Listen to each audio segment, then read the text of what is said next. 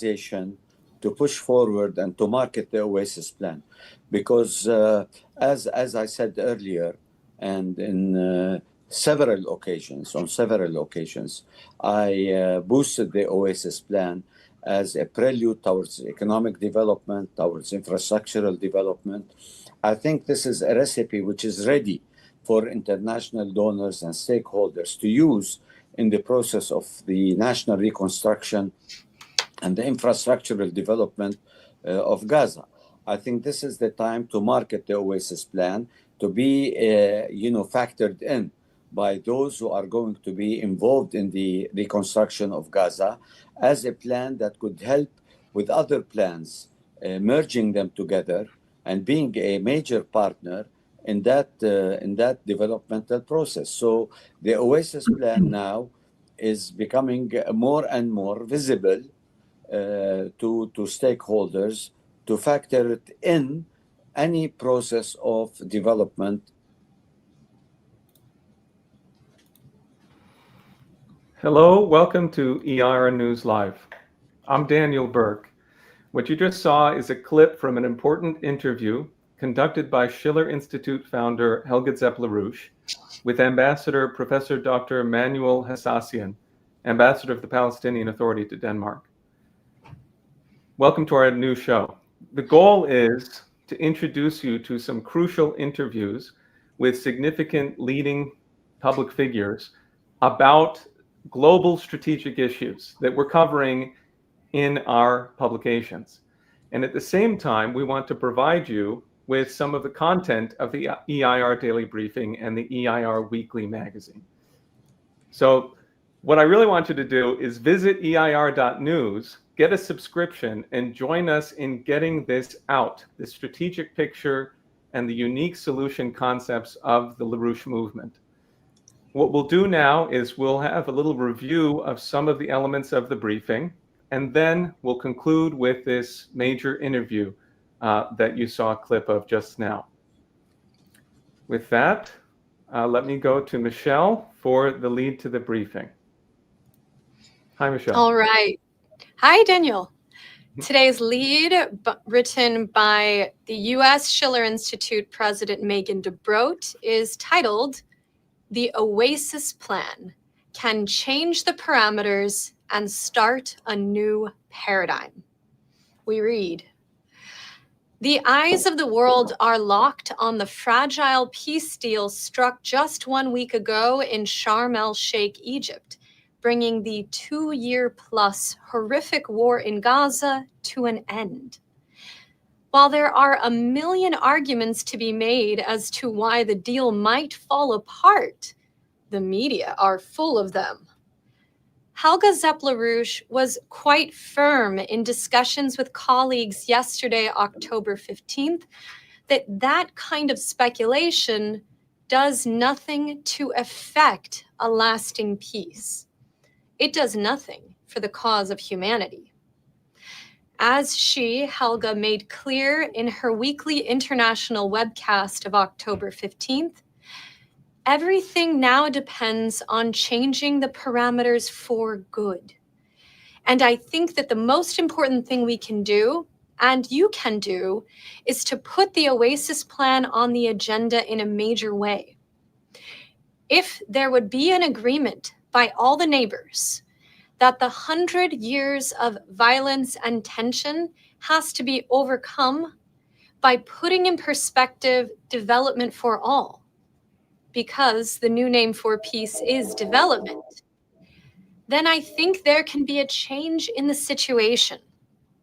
Indeed, I think this region could reconnect to the great tradition it had in the times of the ancient Silk Road, when Southwest Asia was a hub for the connection and trade among Asia, Europe, and Africa. This is exactly what the Oasis Plan would be the beginning of. The best and maybe only way you can that you can end this conflict is to lift the entire discussion on a completely new level, where you have an economic development plan where everybody participates. That was from Hegla.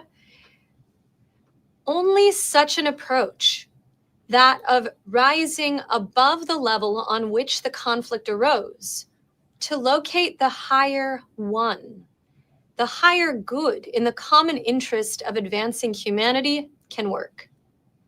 This is the same principle that must be invoked in order to avoid the geopolitical trap laid by the small-minded and terribly evil warmongers in the West, who are preparing Europe to march headlong into a nuclear conflict against Russia and are hoping to pull the United States with them.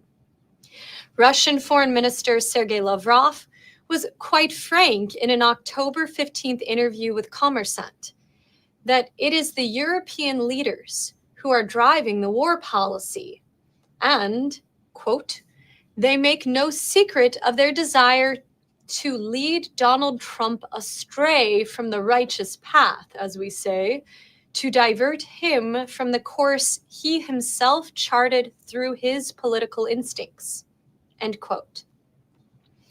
So far, to his credit, US President Donald Trump has not followed in lockstep. However, a big question that hangs in the air, which may be addressed on Friday, October 17th, that's tomorrow, when acting Ukrainian President Vladimir Zelensky visits the White House, is whether Trump will authorize for Tomahawk long-range missiles to be sent to Ukraine. Lavrov warned, quote, when President Trump spoke about the possibility of supplying these missiles, he also said that he did not want to escalate the war. In other words, he has admitted that sending the missiles could lead to serious escalation. Ukraine would no longer have anything to do with it. This would cause colossal damage to the possibility of normalizing US-Russian relations, end quote. However determined Trump may be to avoid a war against Russia, his accidental wisdom seems to not follow him into the Western Hemisphere, as major escalations toward war on Venezuela on Wednesday, yesterday, October 15th, including authorization for the CIA to engage in covert operations inside the country, coupled with the circling of B-52 bombers over the Caribbean just outside Venezuela's airspace. These raise specters of failed regime change operations of decades past. As retired U.S. Colonel Douglas McGregor observed, quote, Venezuela looks like another disastrous regime change fantasy cooked up by the same people in Washington who brought us bankruptcy in Afghanistan, Iraq, Libya, and Syria, end quote. Humanity is at a crossroads, and neither idle speculation nor cynical, realistic commentary will ensure that we move down the path and away from the abyss. Getting the West to drop geopolitics and join the new paradigm may seem like it will take a miracle. But we know that the first step to pulling off such a miracle, get the Oasis Plan on the agenda for the upcoming November meeting in Cairo on Gaza reconstruction. Daniel? Thank you, Michelle. Yeah, I mean, most people are looking for hot takes. Most people are looking for some type of speculation that can give you a reason to justify your pessimism, perhaps, in some cases. In other cases, people are looking for that glimmer of hope that gives them a reason to keep going. But what we're really intending to do here is to present a pathway by which the new paradigm of peace through development could truly come into existence. And that requires that people organize, that they work together to educate themselves, to be prepared about what's going on in the strategic situation, and then to know the principles that we can use to change human history. So that's what we're trying to do with our EIR publications, to introduce that method of approaching history that was, really brought into action by the founder of Executive Intelligence Review, the late economist and statesman, Lyndon H. LaRouche Jr. So anyway, with that in mind, I think you can take this, people who are watching this, they can take this discussion that we're having here, this material that we're presenting, and the interview at the end of this show, and use it. I would urge you to consider, everyone, just how crucial, our intervention has been. What we're looking at later in the program, we're going to have an article that some material presented from a fellow named Gershon Baskin, who is integrally involved in the hostage negotiations and the negotiations to end the war.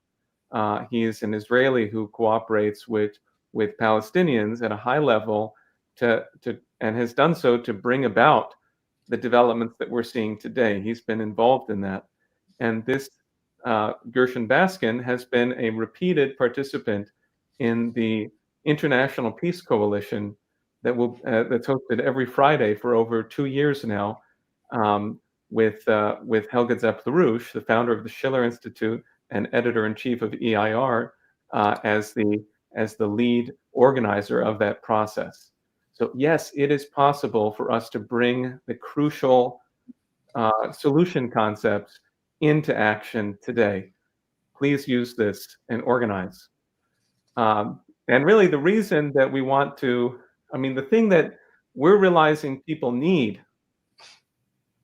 there's no access to what is actually going on with the global majority, or it's extremely limited, or it's through a particular alternative media lens that again focuses on what your hot take is. Instead, let's celebrate the progress of the human species that we're seeing coming out of the initiatives such as China's 4 great initiatives, the Global Security Initiative, Global Development Initiative, Global Civilization Initiative, and now the Global Governance Initiative, all of which depend upon the Belt and Road Initiative, and have been associated with tremendous efforts on scientific and technological investment for humanity as a whole. And so one of the things that we're committed to doing is to bringing out stories about what's happening in the world in this direction that you are not getting unless you're reading widely from what's happening all over the planet, and unless you have a particular insight into the crucial significance of these matters. So with that, we have another slug here from that Michelle is going to give to us. Go right ahead. Yeah. What is the future that we could create? And that is already underway, as Daniel said, amongst the global majority. In today's Daily Alert, if people aren't aware, this week, October 13th through 18th, there's a major fusion energy conference that's taking place in Chengdu, China. This is in concert with the International Atomic Energy Association, and there are more than 1,000 participants from all over the world. How exciting. Instead of blowing things up and protecting our individual survival, we could be creating artificial suns here on Earth for electricity, for the betterment of mankind in just so many ways. They can't even be listed. So in today's Daily Alert, EIR's Richie Freeman treats us to a little bit on what's going on in China's fusion energy program. There was an article in the Global Times titled, "China's New Generation Artificial Sun Under Upgrade for Burning Plasma Tests. Expert." Okay, I think I needed to have reviewed that title. I'm not quite sure I understood exactly what they were saying, but the content will speak for itself. So they focus in this article on some comments from one of the heads of the China Fusion Program, Zhongwu Lu. He is an assistant director of the Southwest Institute of Physics of the China National Nuclear Corporation, the head of its Fusion Science Division. And they're working on the China East Tokamak reactor. He said, Wu Lu, to realize commercial fusion power, 6 stages must be completed, and currently we are at the 3rd one. Zhang cites as these 6 stages: principal exploration, scaled experiments, burning plasma experiments, experimental reactors, demonstration reactors, and commercial reactors. So what is this stage 3 that China's East Tokamak is at that point in this process? Well, on January 20th of 2025, just this year, a steady state operation of high confinement plasma was achieved for 1,066 seconds, which is 17 3/4 minutes, reaching temperatures of over 180 million degrees Fahrenheit or 82 million degrees Celsius. So this had not yet achieved break-even, the point at which a fusion reaction produces more energy than the energy directly used to heat the plasma or the ignition. Once you achieve break-even, the reaction becomes self-sustaining. So they review some of the challenges. The additional difficulties presented are materials and engineering challenges, that experts must develop structural materials resistant to extreme temperatures, also resistant to intense neutron irradiation. They need highly reliable superconducting magnets, cryogenic systems, and diagnostic and control systems capable of real-time plasma monitoring and rapid feedback. So they're in stage 3, and let's take a quote from Huang Mei, the chief scientist of one of these bodies and the head of the electron cyclotron project, who told in this same interview that although the current roadmap expects fusion power generation by sometime around 2050, we are working hard to bring that day forward as soon as possible. One more quote from Huang Mei, who says, the Southwest Institute of Physics they're working on, as the fusion national team, will accelerate technical progress through various platforms. She says, the moment I look forward to the most is using the first kilowatt of electricity generated by fusion to light a lamp, which will be the most exciting moment. So she's looking to the future. Okay, that's exciting. And people may wish to look at what's going on with this conference this week in Chengdu, China, of fusion power. So we're going to shift. You, oh, actually, I think you got a little camera issue. So why don't I let you and Dave sort that out, and I'll address what's going on with the with the other. Here we go. Okay. Thank you. I mean, what we're up to next is that we actually want you to know what's going on in the EIR Weekly. There is a remarkable expose that's been written by Karel Verrijken, and it deals with Peter Thiel. People may know that his name is an acronym for the reptile. So it's called Peter Thiel, the Fifth Horseman of the Apocalypse. This is from Stuart Battle. The October 17, 2025 issue of EIR Weekly has been released. You can get it at larouchepub.com, or you can sign up at eir.news for the $50 per month premium membership that will allow you to receive both the daily and the weekly. So the weekly has been released, featuring an in-depth expose at the machinations of today's growing digital dictatorship.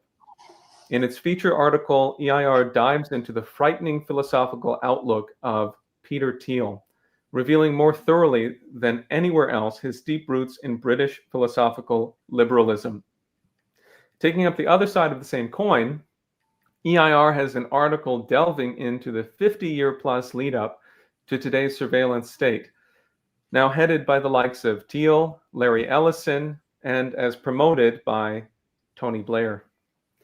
As opposed to the vision of these techno-fascists, the necessary epistemological outlook to defeat it is provided by Lyndon LaRouche's paper, On the Crash of the NASDAQ, Information Society, A Doomed Empire of Evil, reprinted from its original publication on April 13, 2000.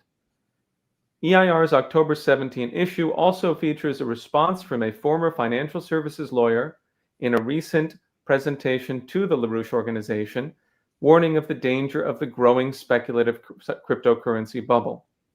The original presenter, Paul Gallagher, also pens his response, further elaborating on the distinction between Alexander Hamilton's credit system and the insanity represented by cryptocurrencies. Finally, EIR features extended excerpts of Russian President Vladimir Putin's remarks to the October 2nd Valdai Discussion Club, given their significance for the strategic situation facing the world today. Not to be dismissed is EIR's editorial statement, Free America from AIPAC and the ADL, Exonerate LaRouche. So please join us in becoming a weekly reader of the EIR magazine, in addition to a viewer of this program. Anyway, so, that brings us to one of the crucial sections of the briefing today, which is to discuss what's happening with the recent crypto crash. People may have seen this, but there's essential details to it that Claudio Celani laid out in today's briefing. He says, Great. In reaction to the US-China trade tensions last week, the crypto market has suffered the biggest crash in its history. It is estimated that the global crypto market has lost over $150 billion. Bitcoin fell over 14% over 3 days. Minor tokens fell even more. Is this the end of the crypto bubble? Robert Reich raised the question and answered, when will the crypto bubble burst? Maybe it has already started. He also hinted at the huge amount of borrowing behind the 9-month-long crypto rally. According to Derive, investors have massively bought options on Bitcoin and Ether. In other words, a massive bet on the collapse of crypto has started. As to the ostensible stability of stable coins, the crypto crash has affected those as well.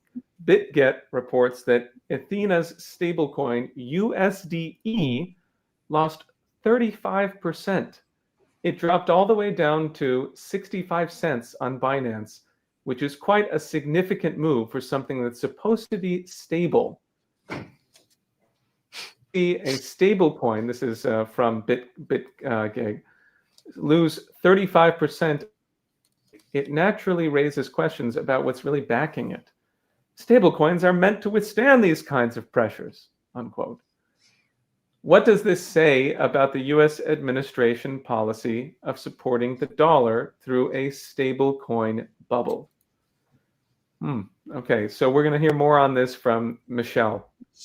Okay, more from former U.S. Labor Secretary Robert Reich. He has joined the chorus of economists, bankers, and traders in warning against a forthcoming bursting of the financial bubble. He posted an article on his Substack. He highlights in this article 2 bubbles, which he accurately says are on the verge of exploding: the AI bubble and the crypto bubble, the latter of which may already have exploded, as Daniel just covered.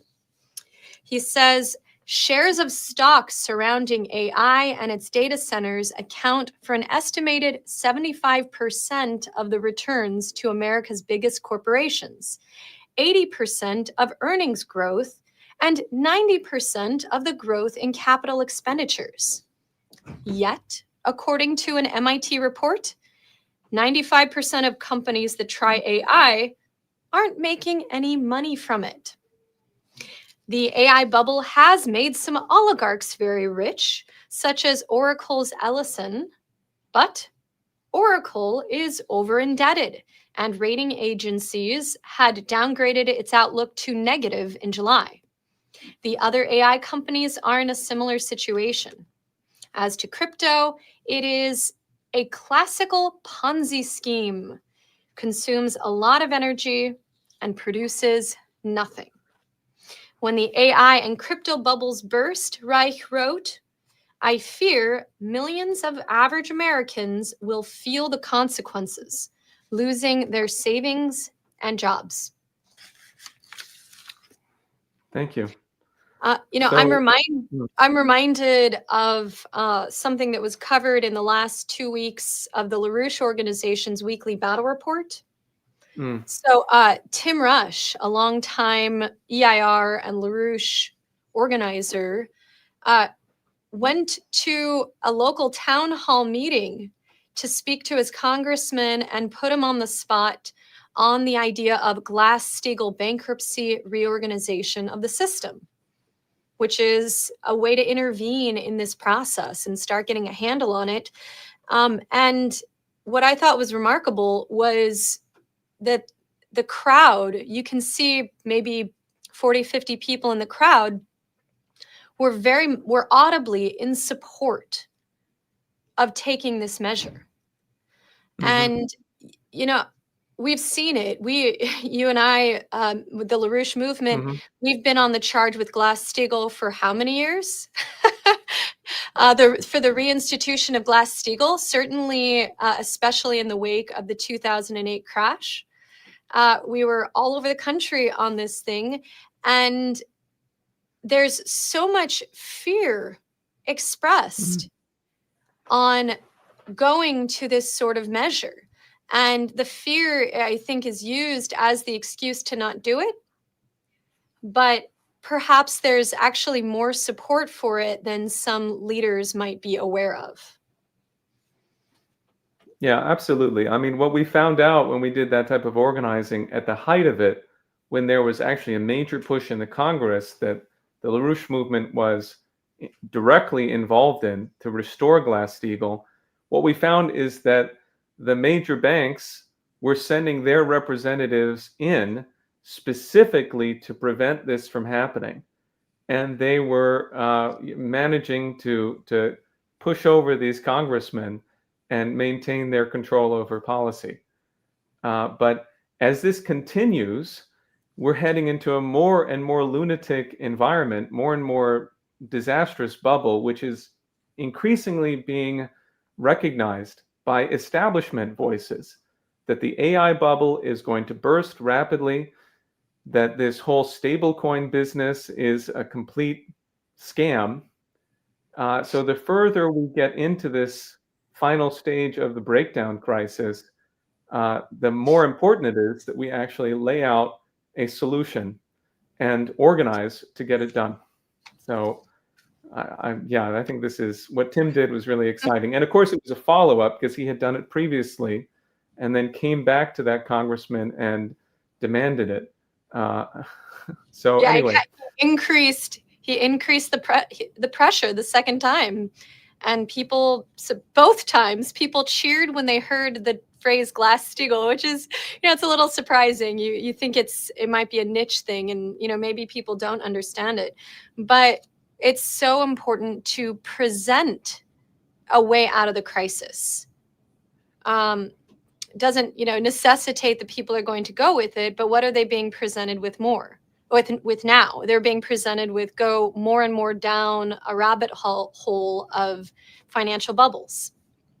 Yeah, and it goes more to what you're saying about fear, because people are becoming afraid of taking the necessary political action, but then the fear drives them to put their money into crypto, where it's going to be just completely stolen if as this bubble unravels.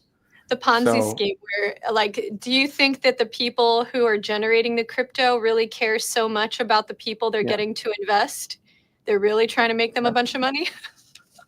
Yeah, I mean, and it's also like Helga has said, that fear is not wrong, but be afraid of the right thing. The thing we should be afraid of is not don't be afraid of what will happen if we do this. Be afraid of what happens if we don't. So, okay, well, let's proceed to another part of the briefing, and that will be sort of our conclusion as we head into the into the interview that Hegla Zepp-LaRouche conducted. So, oops, I keep doing that. What we're going to do is we're going to cover 2 remaining slugs about Gaza, and this will give a perspective on what's going on vis-a-vis the global majority, how they look at this, at least from the standpoint of Russia, and then we'll hear about Gershon Baskin's expert view of the process. So let me go right ahead. This is from Gretchen Small today. Lavrov calls Trump Middle East peace plan best option available. It must be made to work. Meeting on October 13 with Arab media who were in Moscow for the Russia-Arab summit, postponed suddenly due to the breaking peace developments, Russian Foreign Minister Sergei Lavrov outlined Russia's approach to the new situation existing in the region. Quote, "We have repeatedly assessed the Trump plan as the best available option on the negotiating table, although, of course, it does not address all the aspects of the Palestinian issue. Nevertheless, it is crucial to stop the bloodshed as soon as possible and to address the grave humanitarian issues faced by the people. Russia sincerely wishes success to the Sharm el-Sheikh summit," he stated. Quote, "I hope all agreements will get implemented, although we are hearing both Hamas and Tel Aviv say that the situation has not yet been fully resolved and that there could be more crisis outbreaks. It is important, in my view, that those who initiated this forum, first and foremost President Trump, with the support of the President of Egypt and the leadership of Qatar and Turkey, prevent such scenarios and focus on an immediate ceasefire, adherence to the agreed-upon line for the withdrawal of Israeli troops from the Gaza Strip, the organization of humanitarian aid, and the rebuilding of this beautiful place on earth, which perhaps more than any other territory in the world has suffered in the post-war years. Without a doubt, a lasting settlement is possible only through the implementation of UN resolutions on creating a Palestinian state. We have noted that President Trump's peace plan mentions only the Gaza Strip. It mentions statehood, but does so in rather general terms. These approaches will need to be clarified, and what will happen on the West Bank of the Jordan River will need to be determined as well, since the UN resolutions envisage the creation of a single and territorially integral Palestinian state within the 1967 borders." Unquote. Lavrov stated, nonetheless, just like the overwhelming majority of the international community, we remain committed to implementing these resolutions. Asked why Russia was not present at the signing, he replied that it had not been invited, but he said, quote, "Russia is ready to participate in any format," unquote. "If the participants in the process decide that Russia's involvement would be useful, I assure you we will not refuse." Lavrov emphasized multiple times that failure to create a Palestinian state was the biggest risk to Israel and the region's security. It remains the most significant factor fueling the persistence and growth of extremism in the Arab world. There's no escaping the issue of the Palestinian state. It must be resolved. How to go about it is another issue, but it cannot be done without mutual concessions. Once again, however, he repeated, "Now is not the time to tempt fate, but to clearly implement what has been proposed, to stop the bloodshed, to address the humanitarian issues, and to begin to rebuild Gaza." Concurrently and without delay, it is essential to start working on the next plan to create a Palestinian state. Very useful to hear what Lavrov has to say, how Russia is seeing the situation. Let's hear now some substantial thoughts from Israeli mediator and peace activist Gershon Baskin from just yesterday on peace measures and how some of the peace process is unfolding in Gaza and Israel. So he warned yesterday of the immediate danger of Israel's undermining the peace agreement and suggested that Israel must be warned to cease and desist immediately because these actions can escalate into the renewal of warfare. So his comments were published on his own Substack. You can find it there, and some also German DW News media. He continues, I don't believe that Hamas is playing with the issue of returning the body of Israeli hostages, as Israel is accusing them. The transference of a body which is not one of the hostages is not part of a scheme by Hamas to dupe Israel. There are objective difficulties. In addition to there not being a Forsynic laboratory in Gaza, almost all of the Hamas commanders who were responsible for the bodies were killed by Israel. Additionally, there are thousands of unaccounted for Gazans who are presumed to be buried underneath the rubble of buildings that Israel bombed. It is more than likely that there are Israelis who may also be buried underneath the rubble. Furthermore, Hamas has physical control over only 50% of Gaza, and there may be bodies in the areas where Israel still has control. He reported that 3 of the countries, Qatar, Egypt, and Turkey, are already in Gaza to ensure that Hamas is making 100% effort in searching for the bodies. Could you pick up, Daniel? Yes, absolutely. So here, yes, I'll conclude the paragraph. As long as the international presence assisting Hamas testifies that Hamas is trying to find the bodies, the accusations of Hamas breaching the agreement need to be shut down. If they judge Hamas as acting in bad faith, they are equipped to impose penalties on Hamas. However, the U.S. needs to quickly investigate Hamas's charge of Israeli violations. Quote, the killing of Palestinians and the kidnapping of others, and firing with tanks and drones on Palestinians in Gaza. And Israel must be warned to cease and desist immediately because these actions can escalate into the renewal of warfare. Of particular importance, Baskin reported on the immediate positive measures that must move faster than spreading distrust on both sides. There are elements of the next stages already in the works, and these include the formation of the non-Hamas governing body for Gaza, the creation and deploying of a new Palestinian police force, part of which has been getting trained in Egypt for the past months, a UN Security Council resolution providing the agreement with international legality and legitimacy, which will also provide the mandate for the multinational forces to be deployed to Gaza, and the beginning of the deployment of a huge amount of money to begin the reconstruction of Gaza, mainly creating space and facilities for temporary housing as the cold and wet winter of Gaza approaches. So I'm going to conclude there, and I encourage you to get to Gershon Baskin's reports as they come out to get a good inside view of it. But then here, what we have coming up is the feature interview of the program. I'm about to open up the interview between Schiller Institute founder and EIR editor-in-chief, Hegla Zepp-LaRouche, and the ambassador of the Palestinian Authority to Denmark, Ambassador Manuel Hassassian. So thank you very much for being with us today, and enjoy this next segment. Use it, share it with everyone that you can. It's a crucial dialogue and statement of the potential of the LaRouche Oasis Plan policy. Have a good day. Here we go.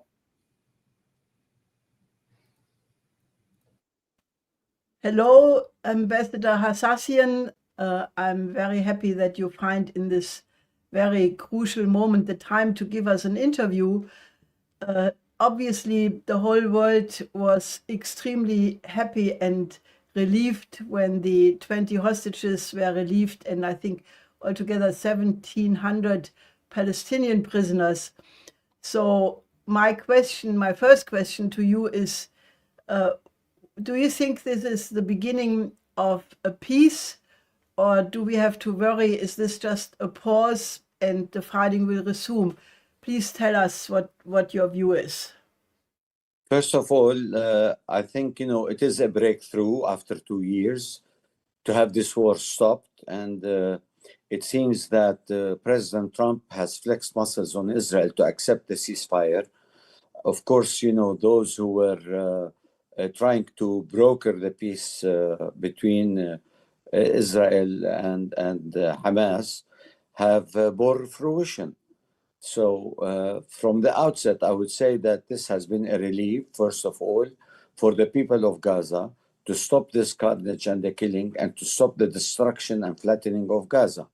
So the people in Palestine are relieved from this war, and they believe that, this might start a new era in the Middle East where peace is possible after so many years of conflict and after so many destructions and what have you. Now we have reached a point where the only resort to solving the Palestinian-Israeli conflict is through peace negotiations, because both parties have understood the repercussions of such wars, and Israel spared no moment in keep on using military force in succumbing the Palestinian demands for self-determination. Now they realize that military solution is no solution. We need to go back to the table of negotiations and try to flush out first the details of the peace the peace deal of President Trump, and then how can we move forward in achieving a comprehensive peace in the Middle East by the implementation of Palestinian self-determination and the formation of our independent Palestinian state. So this is the beginning and the prelude of a bigger picture in the Middle East, where everybody knows now that the military conflict, in our part of the world, is the essence of insecurity, is the essence of instability in the Middle East region. And to address this question, there must be real concerns by all the parties, by the stakeholders, let alone Israel, should understand that they cannot continue with the occupation. That occupation has to end, and Palestinians should have their inalienable right to self-determination and the formation of their independent Palestinian state on the 1967 borders, as it is legitimized by the international community and by UN resolutions. Well, I think the plan which was negotiated between the team of President Trump and various Arab governments, Egypt, Qatar, and so forth, it looks very promising. But I think that I personally think, and the Schiller Institute thinks, that this is a very precious moment to really cause a fundamental change in the whole dynamic. As you know, and you participated in some of our conferences on the idea of changing the parameters in the entire region, not just Israel, Palestine, but to transform the desert into a green area of forests, of agriculture, by putting the Oasis Plan, which was conceived by my late husband, Lyndon LaRouche, already in 1975, and which we have actualized in the recent period, that this is now the moment to put the Oasis Plan on the agenda. And I personally think that, given the fact that the neighbors of Israel are are acutely aware that, something has to be done to cause a steady basis for peace. How do you see the chances that the Gulf Cooperation Council, the OIC, the Arab League, and such organizations would be willing to consider the Oasis Plan at this moment? I think this is the right time for your organization to push forward and to market the Oasis Plan, because as I said earlier, and in several occasions, I boosted the Oasis Plan as a prelude towards economic development, towards infrastructural development. I think this is a recipe which is ready for international donors and stakeholders to use in the process of the national reconstruction and the infrastructural development of Gaza.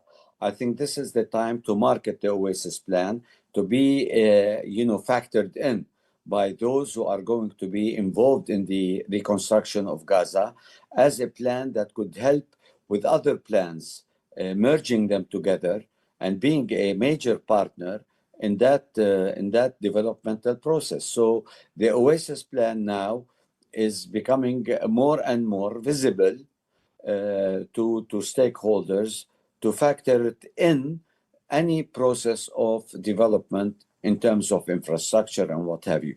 So I think this is the opportune moment for your organization to play an imperative role in trying to have a piece of that development, and by being more active in trying to reach those donor countries that already have vowed basically to put in the reconstruction of Gaza. And this is the ample time given to you to promote that kind of a plan, which has been, around maybe, excuse me if you can tell me, 3 or 4 decades now. So it's not something new. It's something that has been tested and tried and had been successful. So why not now also using the Oasis Plan as part of this redevelopment or the reconstruction of Gaza that has been unfortunately flattened. 80% of Gaza is flattened now.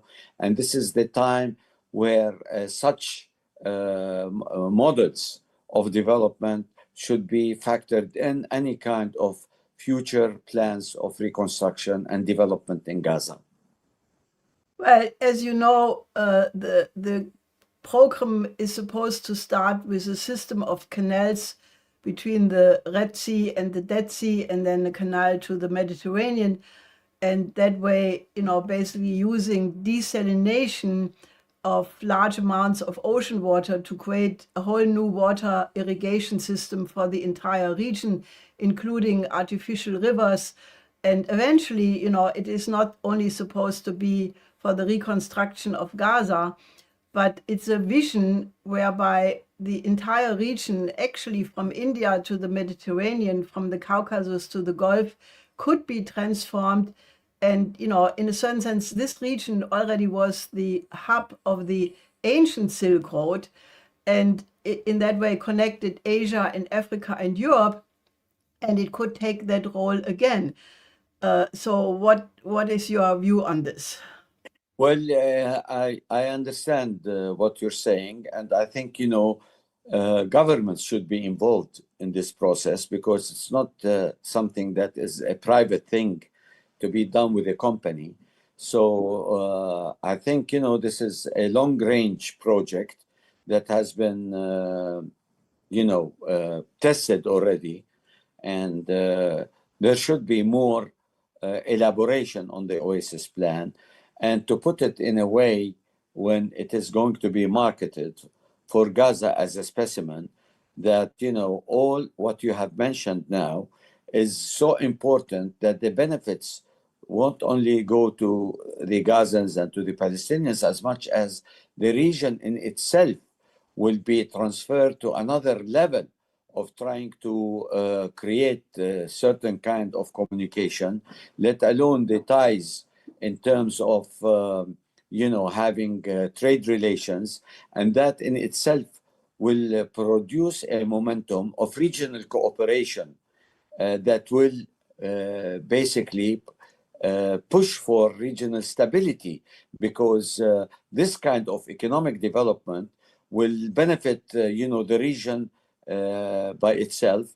and that should be something to be considered, from a macrocosm rather than only a microcosm in terms of, development and what have you. So I totally believe that, the Oasis Plan should be considered really seriously now at this time, where regional security will be dependent also on economic stability through a plan that will bring all these stakeholders together in order to form that kind of security and stability in the entire Middle East.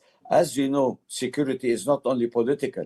The major trump card here is the economic stability, the economic cooperation that would lead also to political stability in the context that we see if people, both Israelis, Palestinians, and the region in itself now, I think, should be ready for a new dawn in the Middle East that is only based on the synchronization of the political stability, as well to be catalyzed by the economic stability through a plan that is sound economically and that will bring benefits for all the stakeholders in order to entrench stability once and for all in this long conflict of the Middle East that has been going on for the last 10 decades now. You mentioned that it requires governments to take that decision. We had several conferences on the Oasis Plan. You participated in several of them, and we all concluded, or these conferences always concluded, with the recognition that it required governments to take up this plan. Now, at one of our conferences, there was a Chinese economist, Professor Zhang Weiwei, who said that China has the scientific and technological capability to implement that plan, given the fact that they have a big experience with the, fighting the desert in Xinjiang, and also a region in the northeast of China, of the territory of the size of Germany, actually, which used to be desert and now is, gardens and forestry and agriculture, and the peasants have become wealthy. So now, obviously, President Xi Jinping has already in 2015 announced, when he was in Iran, Saudi Arabia, and Egypt, that he would be willing to extend the Belt and Road Initiative to the entire region. Now, President Trump, on the other side, has taken a big pride that he is the one who brought about this peace deal. So why not suggest that when hopefully President Xi Jinping and President Trump meet in South Korea at the upcoming APEC meeting, that if they would join hands, you could really resolve this problem for good, because then all the neighbors would agree. And I think also the population in Israel would see the benefit of having peaceful environments and neighbors who are not hostile, but actually that a friendship could develop. So what do you think about all of this? Well, I think what you have said is absolutely true. And of course, there is a precedent for the Oasis Plan.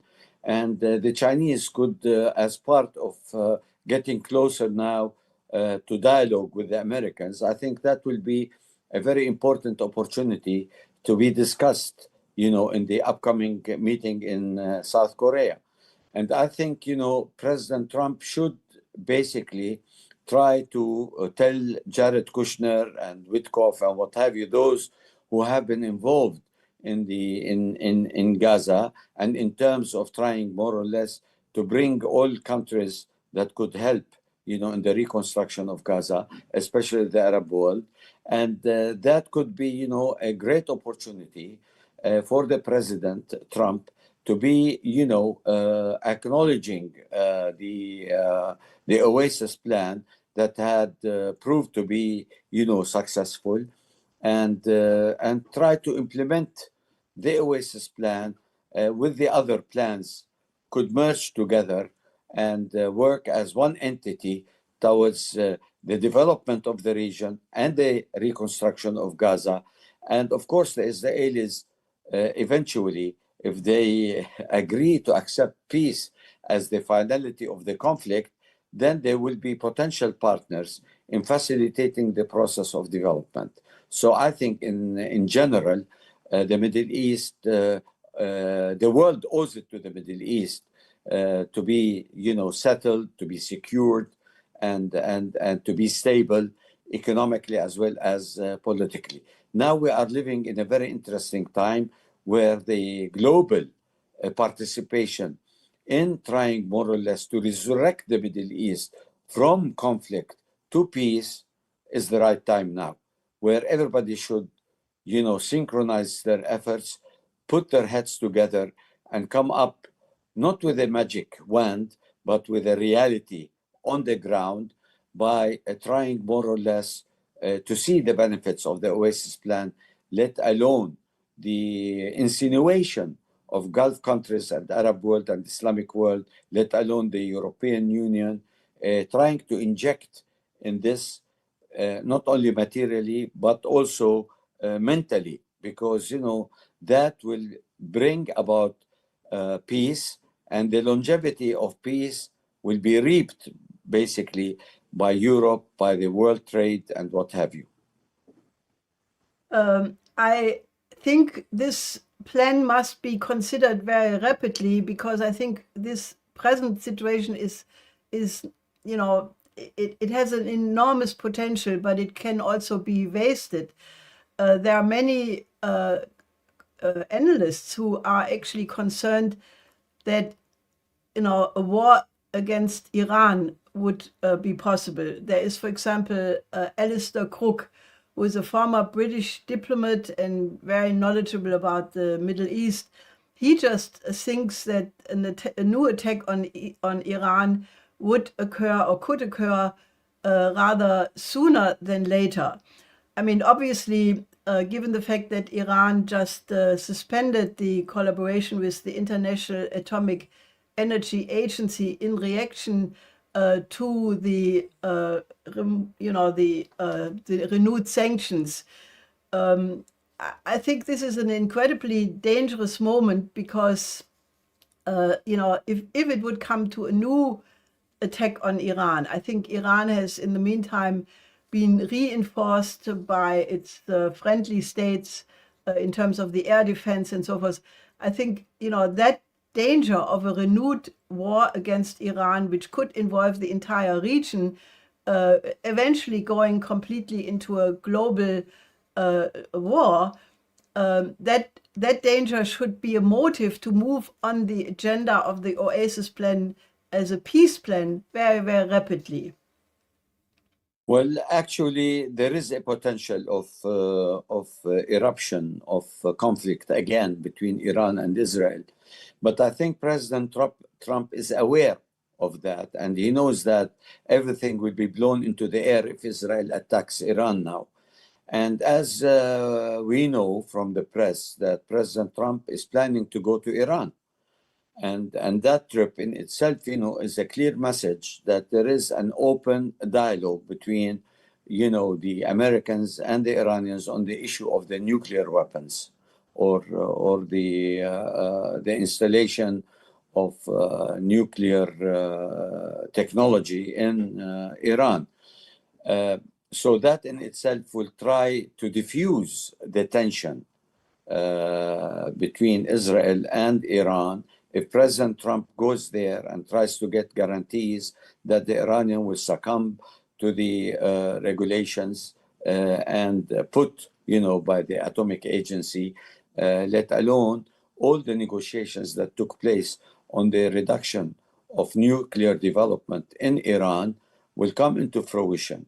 I believe that President Trump does not want to solve one problem and let the other problem try to damage, all his strenuous efforts in bringing peace to the Middle East. I think, the question of war is always there, but the potential of making peace is becoming stronger now, especially with Iran, that is considered to be a powerful country in the Middle East, and that has the capability of responding to any kind of aggression by Israel. And this time, I think the Iranians will be more serious in really damaging Israel if the war takes place. But we don't think that the Iranians are interested in attacking Israel. On the contrary, we see that the Israelis have always threatened Iran, and they have always wanted the Americans to be part and parcel of bombing Iran. And that's why President Trump has been very careful and cautious in dealing with the Iranian issue. So if we look into the future, I think Israel will be a loser. If they open another front with Iran, the entire region will be at stake, and that in itself does not really bring peace and stability. Then the interpretation of all this becoming into something called global war is potential. But nobody wants war anymore. Nobody wants war anymore. We need peace and security and stability. And Iran would be accepted, not only in the Arab world and Islamic world, but also by the Europeans and what have you, because Iran is not thinking of attacking Israel. It's the other way around. So I think Trump should be more strict with Israel in not promoting and not motivating the entire world to be on its side in fighting, Iran. And Iran knows the limitation of its nuclear capabilities. And I think there has been an understanding to what extent Iran could develop its nuclear capabilities to use it for peace rather than to use it for war. And so the buck stops in Israel. And as the Americans have great influence, on the Israeli politics, especially President Trump, now, I think it's an opportune moment also to have a peace deal between Israel and Iran. Well, then there is also the question of the relationship between the Palestinians and the Israelis. Now, after various wars, it would have been completely unthinkable that the relationship between the French and the Germans would ever, develop into a normal relation or even friendship. I think it is important to consider Avrum Berg, who is the former president and speaker of the Knesset. He just gave an interview where he said that there are moments in the history of every country where that country has to confront its own identity. Such a moment was there for Germany in 1945. Such a moment was there for the United States at the end of the Vietnam War. And there is such a moment for Israel today, that he thinks that the Israeli soul is shattered right now. So I think, and he also called for a global Jewish fund for the reconstruction of Gaza, which I think would be a very important element for the implementation of the Oasis Plan.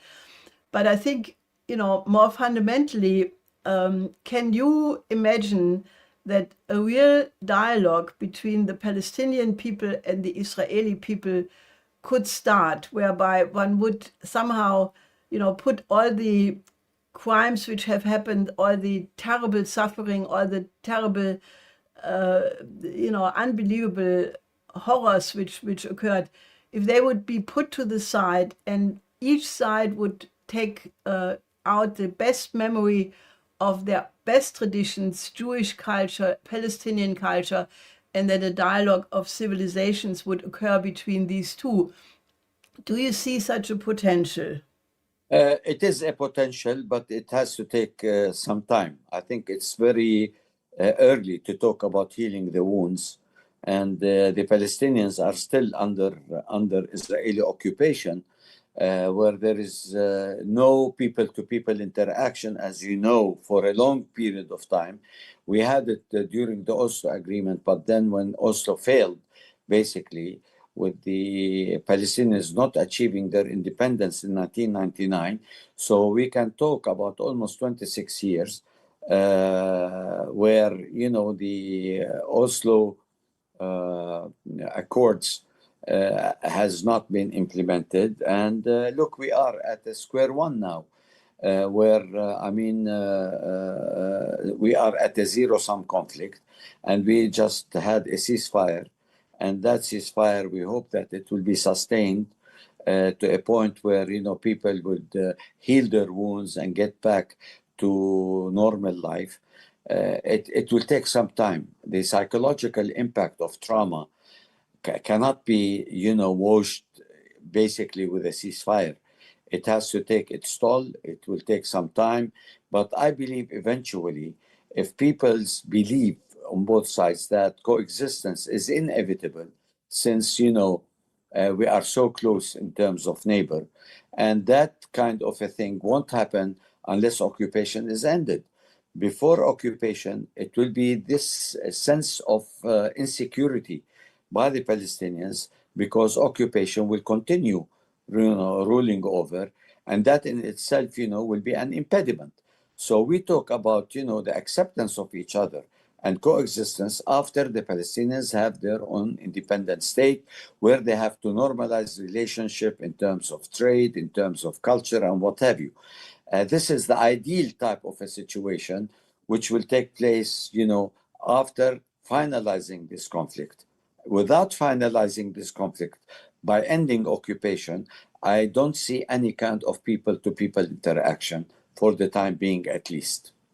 Well, that underlines the importance of the approach of the Oasis Plan, which is based on the idea of peace through development.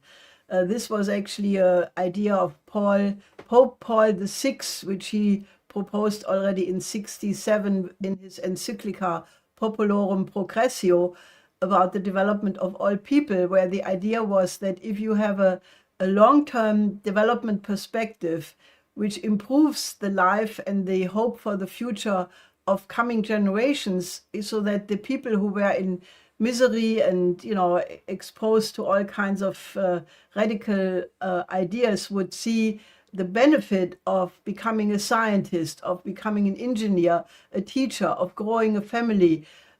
And that way, you know, you change the entire dynamic, you know, which would only occur if you have a benefit for all sides through the Oasis Plan. So I would like to thank you for your time, and I can only tell you that we from the Schiller Institute are totally committed to do everything possible to put the Oasis Plan on the agenda. So thank you very much. You have any final words for us to? First of all, thank you very much for hosting me, and thank you very much for our cooperation. And this is not the first time that I address the Schiller Institute. It has been a long working relationship. I believed in the Oasis Plan. That's why I was among maybe the only ambassador of Palestine who has been promoting the Oasis Plan. It has been discussed thoroughly through our organizations in Palestine, and I tried very much also to bring this to the government in a way that you know, they might, you know, consider this as a potential plan in the future. And I believe that such organization should be applauded for its contribution to world peace, and not only to the region of the Middle East. And I will be a strong supporter, whether I'm an ambassador or I'm on the verge of retiring now. So I would still carry, you know, the message of peace and development of the Oasis Plan. And we will continue cooperating regardless of my official position or not. As a professor, as an influencer, I could continue and carry on in helping you and helping this important institute that has one noble cause of bringing peace and stability not only to geographic locations, but to the entire world. And I commend you for your work, and I wish God to bless you in your noble mission. And we hope that one day we will reap the benefit of the Oasis Plan. And thank you so much for hosting me. Thank you very much. You're welcome. See you soon.